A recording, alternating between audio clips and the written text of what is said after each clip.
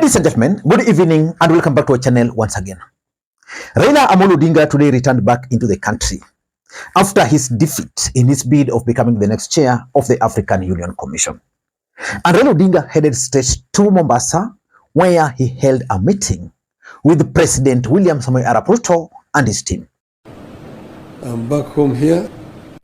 I'm going to meet with my friends, my supporters, and I'm going to consult widely what's going on forward, and in due course we're going to announce our way forward. So we'll give a way forward very, very shortly. Today we just came to meet. I asked for this meeting to come and thank the President and his team for the support they've given me, and also to thank the Kenyans who have supported me throughout all this period of campaign. And I just want to say, watch this space. I will be talking again. Thank you very much. But for me, that meeting is significant politically speaking, and it is likely to shape the 2027 presidential elections in the Republic of Kenya. I noted the following. The first thing I noted was the presence of Uhuru Odinga. Uhuru Odinga is the elder brother of Raila Odinga. And Uhuru Odinga is the Odinga family spokesperson. There is no political move Raila Odinga can make without any approval of Uhuru Odinga. So which means if there's any political decision to be made after that meeting, Uhuru Odinga either agreed to it or refused. So in my view, the presence of Uhuru Odinga in Mombasa on this particular day, for me, it means that there was some political decisions which were to be made, and they agreed to it. The second thing which I noted, which is also very important, was the presence of Paul Mwangi. Paul Mwangi is the legal advisor of Raila Odinga. His presence at that meeting, in my view, means one thing, that some legal documents actually changed hands there. And you shouldn't be worried. You shouldn't be worried at all.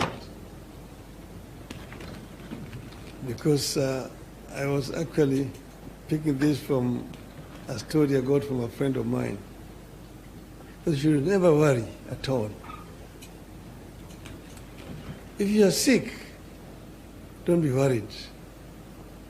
There are only two things that can happen to you. You can recover or you can die. If you recover, there's nothing to worry about. But if you die, there's also nothing to worry about. Because if you die as a Christian or as a Muslim, you have only two places to go to. Either you go to heaven or you go to hell. So if you go to heaven, there is nothing to worry about. You're enjoying. But if you go to hell, you should not worry. Why? Because you're going to meet so many of your friends there that you'll take a lot of time greeting them and wishing them well, that you will not have time to worry about. So I told them that, look, if we win in Addis, we will have succeeded. But if we don't win, if we lose, we will also have succeeded. Why? Because we will have other jobs to do. We'll come back home and do other things. So we have succeeded because we will now come back home to join you people here, back home. So I'm very grateful to be back home. And I also noted the absence of Musalia Mudavadi and Wetangula, which means this meeting was about two political parties, UDA party and ODM party. And of course, we also realized, and of course, we also noted that William Ruto was accompanied by one of his close allies, the Kikuyu member of parliament, Kimani Ichung'wah, and he was also accompanied by his deputy, Professor Kithure Kindiki. Professor Kithure Kindiki was the one who signed most of agreements on behalf of UDA party during the last election. So I want to assume Professor Kithure Kindiki represented William Ruto legally or on legal matters, and Paul Mwangi represented Raila Odinga on issues to do with legal documentations. So in this video, I want us to figure out the objective of this particular meeting. But before we do that, for those who are watching this channel for the first time, please take a second or two, click the subscribe button so that next time we produce a video like this, YouTube will automatically notify you. And to the subscribers, I want to continue thanking you guys for your continued support. Because without that support, this channel cannot be where it is. Ladies and gentlemen, let us dive in. I want to be very brief because there is also something which I observed in that meeting, which I'm doing a separate video immediately after this. Sorry, I'm coming late. The better part of the day I was busy with some other issues. You know, sometimes we also deal with our personal issues. Ladies and gentlemen, what were the objectives of this meeting? Because Raila Odinga was defeated. And if there's one thing which is very clear, is that there is no way William Ruto will allow Raila Odinga to slip away from his radar. Because if Raila Odinga were to slip away from William Ruto's radar, his 2027 re-election bid is as good as dead.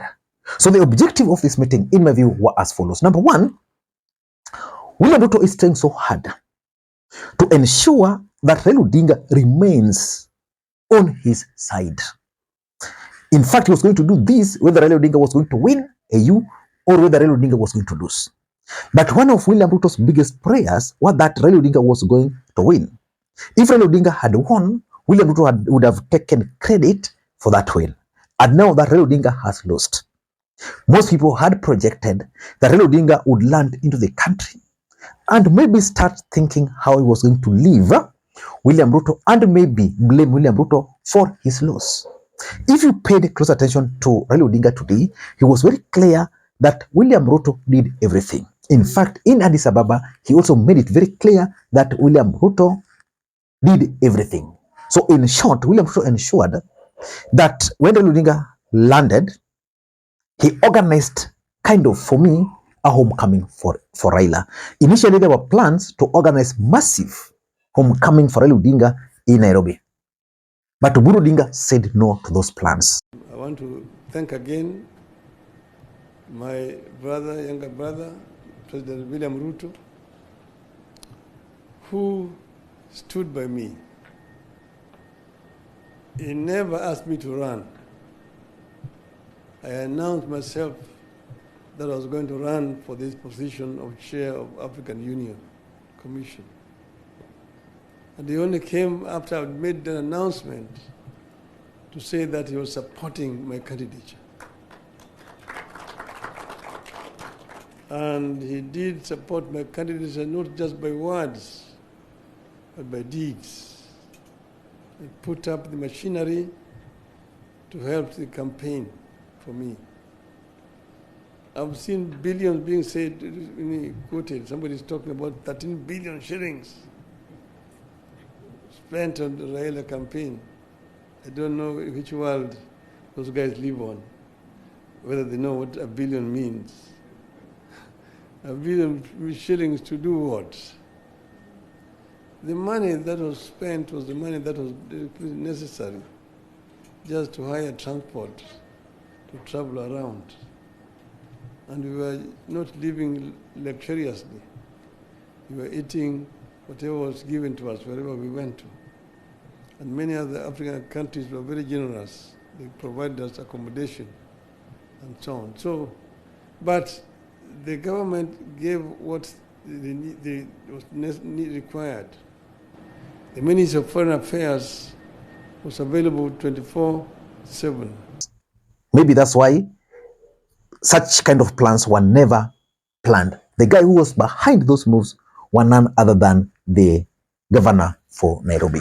So I think Ruto is just being very strategic. He doesn't want Raila Odinga to land silent into the country and maybe meet other people before meeting him. That's number one. Number two, I want to assume that this meeting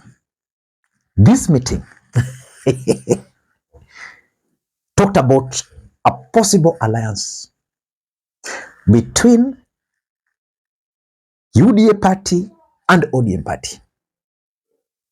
And that can explain the presence of Paul Mwangi. I've talked to a few guys who were in that meeting. Some were not there really, but they've told me that a document was assigned and agreed on. It's going to start coming publicly some few weeks from now. And in that agreement, ODM party placed some demands for 2027. ODM is demanding that in 2027, they produce the running mate, while William Ruto and UDA party produce the presidential candidate. Their argument is that ODM has the numbers. On ODM side, there is still disagreement on who should be the running mate. The Luo MPs are insisting that that running mate must come from Luo Nyanza, because Luo Nyanza has the highest number of votes. On the other side, the coastal region are insisting that Joho should be that running mate. In fact, the reason why Raila Odinga called his troops to Dubai was because of this arrangement. By the way, why do you think Moses Masika Wetangula and Musalia Mudavadi were missing from this meeting? They're not part of it, and they're not meant to be part of it, because Raila Odinga is now coming as Raila Odinga with ODM party. Remember when Musalia Mudavadi decided to fold his party, I told you that Musalia Mudavadi was committing a very big political blunder, which he has not committed, because William Ruto's intention was simple. He wanted a way of negotiating with ODM party when he has control over his party. So that's number two, which is very important. Number three is what they actually posted: parliamentary leadership. You see, the courts recently declared Azimio as the majority leader in the National Assembly, majority party in the National Assembly, which means Junet Mohammed should be the majority leader. But William Ruto has requested that let us not go there. Let us retain as UDA the majority leader, but I'm going to cede the leadership of some parliamentary committees. The committee for finance, I want to retain it, but I want to give you guys the committee for budget, which is being held by Ndindi. I think there's also the committee for transport, which is going to be preserved for Honorable Manduku. And then there's the the committee for health, which is going to be preserved for, I think, is it Nyekal or Dr. Joshua Ron? The reason for this is that they want to fill the void created by Gachagua. Remember, Gachagua controls several members of parliament from the mountain. Some of these guys were holding certain critical positions within the parliamentary leadership. And now that Gachagua is out, it simply means one thing: that he's going out with his numbers. And therefore, William Ruto is very vulnerable. And ODM is trying to maximize that. They are saying the fact that Gachagua has moved with these people, we are coming with the numbers, but we need this. So they agreed. Probably those changes will be read maybe tomorrow or a day after tomorrow. And lastly, 2027 political realignments are already taking shape. That's the fact. The truth is, the 2027 presidential elections in the Republic of Kenya is going to be decided this year. I don't know what you think. That's my take. Until next time, this is Lee Makwiny. Bye-bye.